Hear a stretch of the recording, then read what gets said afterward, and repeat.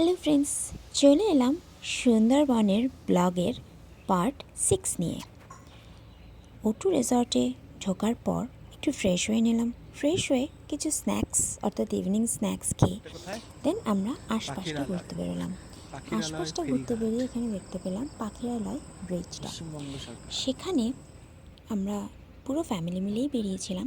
তো ফ্যামিলিরা সবাই মিলে সেখানকার কিছু রেসিডেন্টস ছিলেন, তাদের সঙ্গে সবাই গল্প করছিলাম সুন্দরবনের জঙ্গলে সত্যি কি সেরকম বাঘ দেখা যায় কিনা, আর তাদের কোনো উৎপাত আছে কিনা।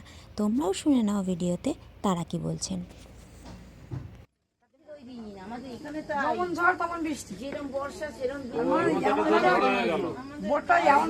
ডুবে গেছে, মানে যদি আস্তে আস্তে ডুবতো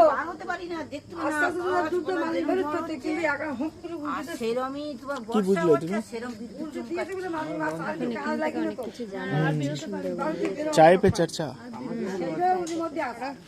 বাঘ দেখেছেন? কোথায় দেখেছেন? কি বলেন?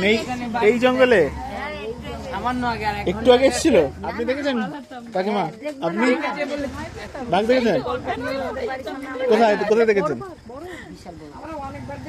অনেকবার জঙ্গলে যাই, ওই রান্নায় যাই না, ওর কত দেখেছি। আচ্ছা, তাই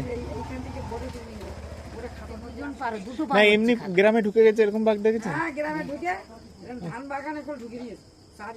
কেন একটা কেড়ে আমার উপর দিয়ে যাচ্ছে, একটা মেয়ে আছে, আর আমরা গেছিলাম সেখানে, দেখতেও গেছিলাম।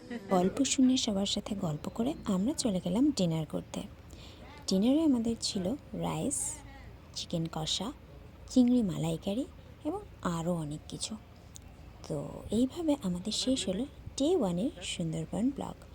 ডে 2 নিয়ে কিন্তু খুব শীঘ্রই আসছি, তো সঙ্গে থাকবেন এবং একটা সাবস্ক্রাইব আর লাইক বাটনে ক্লিক করবেন।